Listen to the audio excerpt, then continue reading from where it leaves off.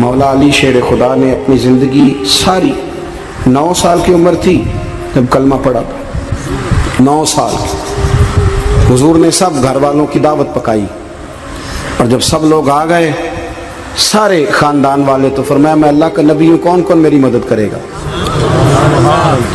آپ کو بتائیں نا کہ جب مشکل وقت آتا ہے نا، یہ تو تب پتہ چلتا ہے نا ساتھ کون چلتا ہے۔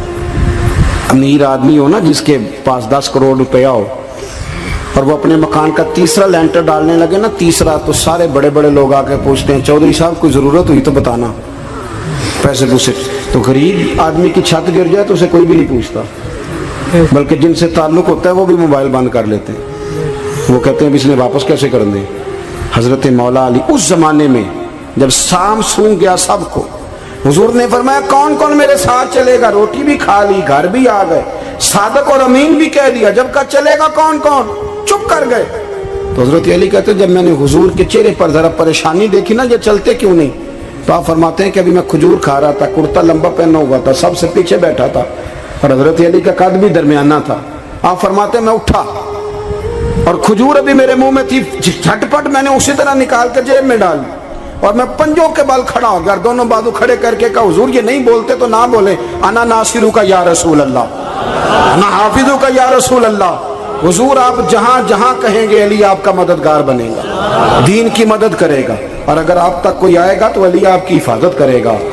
9 سال کی عمر میں چلے علی دین کی نوکری کے لیے، پھر بدر میں بھی پہلی صف میں، احد میں بھی پہلی صف میں، خندق میں بھی پہلی صف میں۔ ایک جنگ میں حضور نے کہا علی تو رہ جا، اس دفعہ رہ جا، تو عرض کی رو پڑے حضرت علی، دلیر آدمی تھے، رو پڑے، کہنے لگی حضور آپ مجھے بچوں اور عورتوں کے پاس چھوڑ کے جا رہے ہیں؟ حضور مجھے لے چلے، میں میدان کا زندگی ساری گزار دی، ساری زندگی گزار دی، اپنے زمانے میں آپس کا اختلاف بھی دیکھا، ساری زندگی شیر خدا نے دین کو دے دی۔ کوفے کی جامع مسجد میں 21 رمضان کو جب حضرت علی کو خنجر لگا نا، تو تاریخ میں جملہ محفوظ ہے، خنجر لگا نا جب، وہ 9 سال کی عمر میں یاری لگائی، 63 سال عمر ہو گئی، جب خنجر لگا تو کہنے لگے فزت برب الکعبہ، مجھے رب کعبہ کی قسم آج کامیاب ہو گیا ہوں، پانی پرن سہیلیاں تے رنگا رنگ کڑے، اسی پریا اس دا جانیے جس دا توڑ چڑھے۔ کہا دیکھو بھائی میں آج کامیاب ہو گیا، میں کامیاب ہو گیا، وہ جو میں نے کہا تھا حضور میں ساتھ رہوں گا، تے لے سجنا سا توڑ نبھائی، جان دیتی راہ تیرے، دے دیا ہر چیز دین کو دے دی۔ کون سی پراپرٹی چھوڑ کے گئے پیچھے، کون سا نظام بنا کے گئے؟ امام حسن بھی شہید ہوئے، پتہ ہے آپ کو؟ امام حسن کا بھی دن منانا چاہیے کہ نہیں؟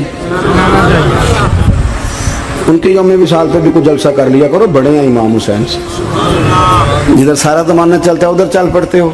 حدیث میں جہاں جہاں نام آیا نا، پہلا امام حسن کا ہے، دوسرا امام حسین کا ہے، اور امام حسین کے اپنے جملے ہیں، فرماتے ہیں میرا بھائی نہیں، میرا امام بھی ہے، میرا امام بھی ہے۔ اور آپ فرمایا کرتے تھے میں نے بڑی چیزیں اس حسن سے سیکھی ہیں، جو انہوں نے سیکھا ایک بتاؤں اس میں سے؟ کچھ لوگ تھکے تھکے ہیں آپ میں سے، حالانکہ میں تو زیادہ سفر کر کے آیا ہوں، عرض کروں جو انہوں نے سیکھا ہے؟ سنو، امام حسین خود بتاتے ہیں، فرماتے ہیں کہ اب میرے بھائی نا امام حسن اپنی ایک بیوی کو طلاق دینا چاہتے تھے، اختلاف شدید ہو گیا، بات طلاق تک آ گئی، مجھے پتا چلا تو میں پہنچا، میں نے کہا بھائی جان کیا اختلاف ہے بھابھی سے؟ سنا طلاق دینے لگے، فرمایا ہاں طلاق دے دوں گا۔ چلی گئی ہے میکے، فرمایا بتائیں غلطی کیا، کیوں دے رہے ہیں؟ تو امام حسن فرمانے لگے حسین آپ نے قرآن نہیں پڑھا؟ میں نے کہا جی پڑھا ہے، بتائیں۔ کہنے لگے اللہ فرماتا ہے ہن لباس لکم وانتم لباس لہن، مرد عورتوں کا لباس ہے، عورتیں مردوں کا لباس ہے۔ فرمایا میری بیوی میں کوئی کمزوری ہوگی تو میں پردہ ڈالوں گا کہ دنیا کو بتاؤں گا؟ امام حسین کہتے ہیں میں نے اٹھ کے بھائی کا ہاتھ چوما، میں نے کہا آیت میں نے پہلے بھی پڑھی تھی، تفسیر آج سمجھ میں آئی ہے، تفسیر آج سمجھ میں آئی ہے، میرے بڑے بھائی نے سمجھائی ہے، سمجھ میں آئی۔ کہتے ہیں کچھ دنوں کے بعد امام حسن نے بیوی کو طلاق دے دی، میں پھر آیا اور میں نے کہا میرے شانوں والے بھائی آپ بھی بتا دیں کیا مسئلہ تھا؟ تو کہتے ہیں میرا ماتھا چوما میرے بڑے بھائی نے، اور کہنے لگے حسین چھوڑ، وہ غیر محرم بی بی ہے، میں کسی غیر کی باتیں تیرے ساتھ کیا کروں، طلاق دے دی، غیر محرم ہو گئی، اب اس کا ذکر کیا چھیڑنا؟ کہتے ہیں میں سمجھ گیا، کہ میرا بھائی قرآن کی اس روح کو جانتا ہے جو حسین تک بھی پہنچ رہی ہے۔ بھائیو، امام حسن رضی اللہ تعالیٰ عنہ، آپ کو پتہ ہے یہ کائنات کا وہ عظیم شخص ہے، حسن ابن علی، وہ عظیم ہستی ہے جس نے تاج چھوڑ دیا، تخت چھوڑ دیا، پر نبی پاک کی امت کو جوڑ دیا۔ نبی کریم نے ان کو اپنے ساتھ بٹھا کے کہا تھا، صحیح بخاری میں موجود ہے، کہا یہ میرا بیٹا حسن سید ہے، یا مسلمانوں کی دو جماعتیں لڑیں گی تو یہ صلح کرائے گا۔ حضرت امام حسن نے تخت چھوڑا، تاج چھوڑا، لیکن مسلمانوں کو آپس میں اتنی بڑی قربانی، اتنی بڑی قربانی۔ یہاں تو بھائی چھوٹا سا مسئلہ ہوتا ہے، مسجد میں اچھے بھلے امام صاحب نماز پڑھا رہے ہوتے ہیں، بچے پڑھ رہے ہوتے ہیں، اور مسجد میں تو تقریباً 15-20 چودھری اتوار مسجد میں ہوتے ہیں۔ تھوڑے پنڈ تو نہیں ہیں جی؟ چلو اللہ کا شکر ہے جی، اتنے نہیں تھوڑے نے، چلو اللہ کرے وہ بھی نال ہی رل جان، درویش ہی چنگی چدرا دا کی کرنا ہے۔ تو ویسے میں نے دیکھا ہے تھوڑی سی جو کسی شہر کی بڑی مسجد ہوتی ہے اس میں 15-20 چودھری ہوتے ہیں، اور مولوی صاحب کی مجبوری ہے سب کی مان کے چلنا، دو کی نہ مانے قاری صاحب، دو کی۔ اب وہ یہ نہیں دیکھیں گے کہ دین کا نقصان ہو رہا ہے، مسجد کا مسئلہ ہے، بچوں کا مسئلہ ہے، ان کو تو ذات کا مسئلہ ہے، میری نہیں مانی لیا تھا چھٹی۔ تو خدا کے بندو، ہم 2 منٹ کے لیے چدراہٹ نہیں چھوڑتے، دین کا نقصان کر دیتے ہیں۔ امام حسن نے پوری حکومت چھوڑ دی، پوری حکومت۔ اتنا بڑا سخی کم آپ کو ملے گا جو سخاوت کرے اور نبی کی امت کو بچائے صلی اللہ ہو۔ یہ بات بیان نہیں ہوتی، اکثر نہیں ہوتی، شاید پورے کربلا میں آپ نے نہ سنی ہو، اللہ ماشاءاللہ۔ اس کو سمجھے امام حسن۔ اور پھر مزے کی بات، امام حسن بھی شہید ہوئے، انہیں زہر دیا گیا، اور جب وہ شدید بیمار ہو گئے نا، زہر اثر کر گیا، تو امام حسین آئے، بڑے پریشان ہوئے، رو پڑے، کہنے لگے بھائی مجھے بتاؤ کس نے زہر دیا؟ تو امام حسن کہنے لگے حسین مجھے شک ہے ایک شخص پر، لیکن شک ہے بھائی، اگر صرف شک ہے تو میں کسی بے گناہ کو بدنام کیسے کر دوں، تمہیں کیسے نام بتا دوں؟ یہ نامعلوم پرچے کراتے نہیں ہم روز ہی نامعلوم پرچے، جس پہ دشمنی ہے اس کا نام لکھا دو، ختم ہو گئی بات۔ امام حسن کی تربیت دیکھو، فرمانے لگے جس پر مجھے شک ہے اس کا نام بتا دوں، تو اگر وہ نہیں تو بے گناہ کا ذکر کیسے کر دوں؟ تو امام حسین فرمانے لگے بھائی جان اگر وہی ہوا تو آپ فرمانے لگے اگر وہی ہوا نا تو حسین پھر بھی تو چھوڑ دے، میں نے رب کے سپرد کر دیا، اللہ بہترین انتقام لینے والا ہے۔ اللہ اتنا بڑا حوصلہ سیدہ کے بیٹے کا، شیر کے بیٹے کا، شیروں جیسا کلیجہ، اتنا دل دریا سمندروں ڈونگے، کون دلان دیا جانے۔ او بھائی تھوڑا حوصلہ کر، جتن تے ہر کوئی کھیڈے، تو ہارن کھیڈ فقیرہ، اور جتن دا مل کوڈی پیندی ہارن دا مل ہیرا۔ او کہیں بیک بھی تو ہو نا، کہیں تو درگزر بھی تو کرنا، کہ ہر جگہ چھا کے رہنا ہے، ہر جگہ چھا کے رہنا ہے۔